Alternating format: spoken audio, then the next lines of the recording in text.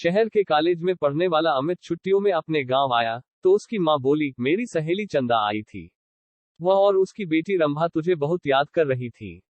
वह कह गई है कि तू जब गांव आए तो उनसे मिलने उनके गांव आ जाए, क्योंकि रंभा अब तेरे साथ रहकर अपनी पढ़ाई करेगी। यह सुनकर दूसरे दिन ही अमित अपनी मां की सहेली चंदा से मिलने उनके गांव चला गया था। जब अमित वहां पहुंचा तो चंदा और उनके घर के सभी लोग खेतों पर गए हुए थे। घर पर रंभा अकेली थी। अमित को देखकर वह बहुत खुश हुई थी। रंभा बेहद खूबसूरत थी। उसने जब शहर में रहकर अपनी पढ़ाई करने की बात कही तो अमित उससे बोला, तुम मेरे साथ रहकर शहर में पढ़ाई करोगी तो वहां पर तुम्हें शहरी लड़कियों जैसे कपड़े पहनने होंगे, वहां पर यह चुन्नी बुनी का फैशन नहीं है। कहकर अमित ने उसकी चुन्नी हटाई तो उसके हाथ रंभा के सुडौल उभारों से टकरा गए।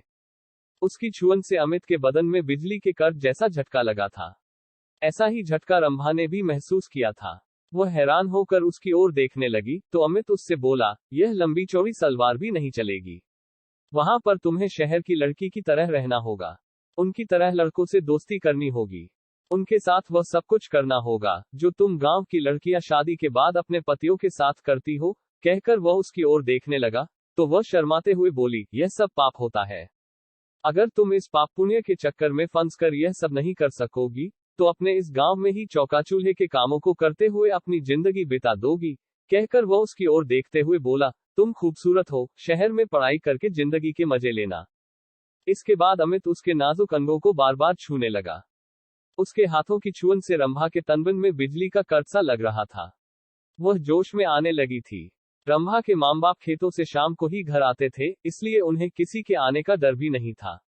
यह सोचकर रंभा धीरे से उससे बोली, चलो अंदर पीछे वाले कमरे में चलते हैं।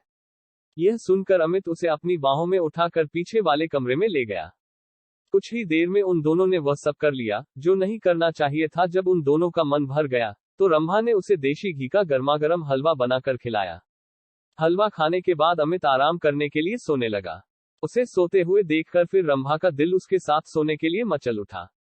वह उसके ऊपर लेटकर उसे चूमने लगी तो वह उससे बोला, तुम्हारा दिल दोबारा मचल उठा है क्या?